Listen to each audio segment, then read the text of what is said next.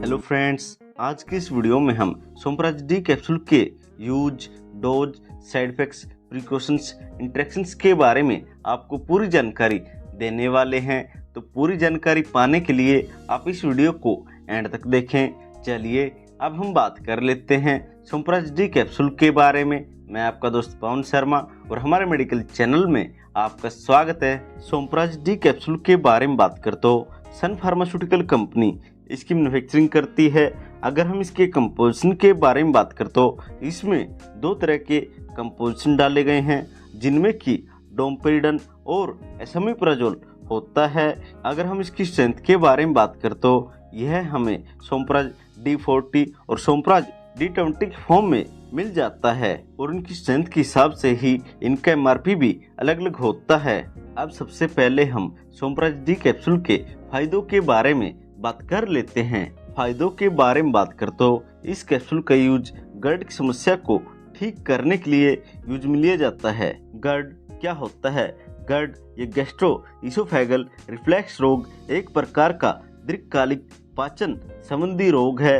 GERD तब होता है जब पेट में उत्पन्न एसिड या कभी कभी पेट में मौजूद तत्व आपकी भोजन नली में वापस आ जाते हैं। इस रिफ्लेक्स के दौरान आपकी भोजन नली की अंदरूनी सतह में जलन होती है और इसे ही हम GERD कहते हैं। तो तब भी सोमप्राज डी कैप्सूल का यूज लिया जाता है। और बात करें तो इस कैप्सूल का यूज बदहजमी की समस्या को ठीक करने के लिए भी यूज में लिया जाता है।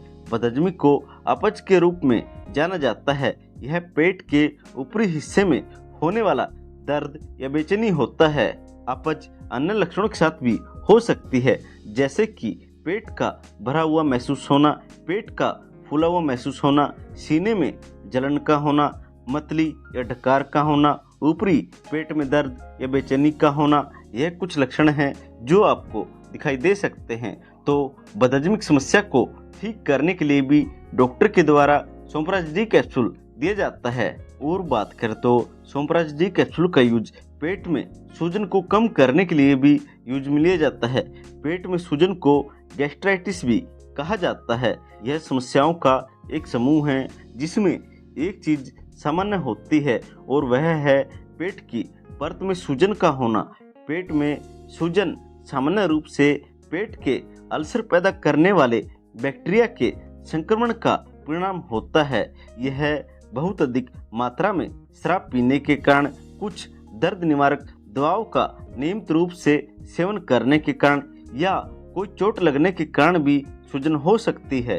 तो पेट में सूजन की समस्या को ठीक करने के लिए भी सोमप्राज डी कैप्सूल का यूज लिया जाता है। और बात करें तो इस कैप्सूल का यूज डायबिटिक गैस्ट्रोपेरिस में भी यूज लिया जाता है। समय के साथ साथ डायबिटीज आपके शरीर के कई हिस्सों को प्रभावित करता है और आपका पेट कितनी तेजी से खाली होता है, इस बात का नियंत्रण वैगस तंत्रिका के द्वारा होता है। जब यह क्षतिग्रस्त हो जाती है तो आपका पाचन तंत्र धीमा हो जाता है और भोजन आपके शरीर में लंबे समय तक बना रहता है। तो तब भी सोमप्राज डी कैप्सूल का यूज लिया जाता है। और बात करें तो इस कैप्सूल का यूज पेट की गैस, पेट में जलन, पेट का खराब होना, पेट में छाले होने की समस्या को ठीक करने के लिए भी सोमप्राज डी कैप्सूल का यूज लिया जाता है। और बात करें तो इस कैप्सूल का यूज उल्टी या मतली की रोकथाम के लिए भी सोमप्राज डी कैप्सूल का यूज लिया जाता है।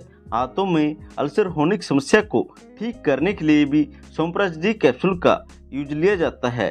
पेट के कैंसर से बचाव के लिए भी सोमप्राज डी कैप्सूल का यूज लिया जाता है। तो फ्रेंड्स, यह थे सोमप्राज डी कैप्सूल के कुछ फायदे। हो सकता है कोई डॉक्टर अपनी नॉलेज के अनुसार इस कैप्सूल का यूज किसी और बीमारी को ठीक करने के लिए यूज में ले।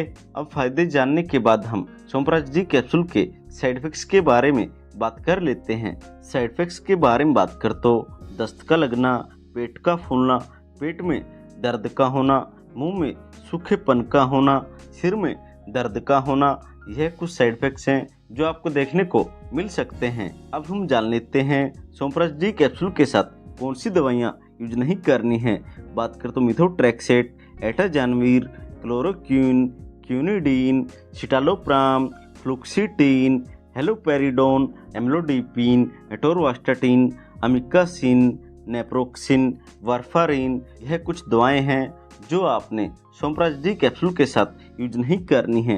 अब हम जान लेते हैं सोमराज डी कैप्सूल की कॉन्ट्राइंडिकेशंस के बारे में, यानी कि किस बीमारियों से ग्रसित लोगों को सोमराज डी कैप्सूल का यूज नहीं करना है।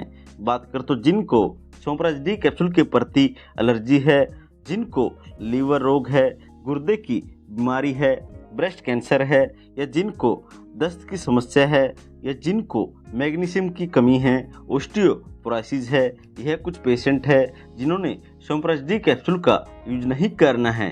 अब वीडियो के लास्ट में हम सोमराज डी कैप्सूल की डोज के बारे में बात कर लेते हैं और किस तरीके से सोमराज डी कैप्सूल को लेना होता है। बात कर तो इस कैप्सूल को लेते समय आपने तोड़ना या कुचलना नहीं है। इस कैप्सूल को आपने सीधा ही निगल जाना है। इस कैप्सूल को आपने खाना खाने से पहले लेना होता है और दिन में एक बार आप इस कैप्सूल का यूज कर सकते हैं और इस कैप्सूल को आप 8 सप्ताह तक ले सकते हैं। यह थी सोमराज डी कैप्सूल के बारे में पूरी जानकारी। अगर आपको जानकारी अच्छी लगी हो तो आप इस वीडियो को लाइक, शेयर और चैनल को सब्सक्राइब करना मत भूलना। Thank you.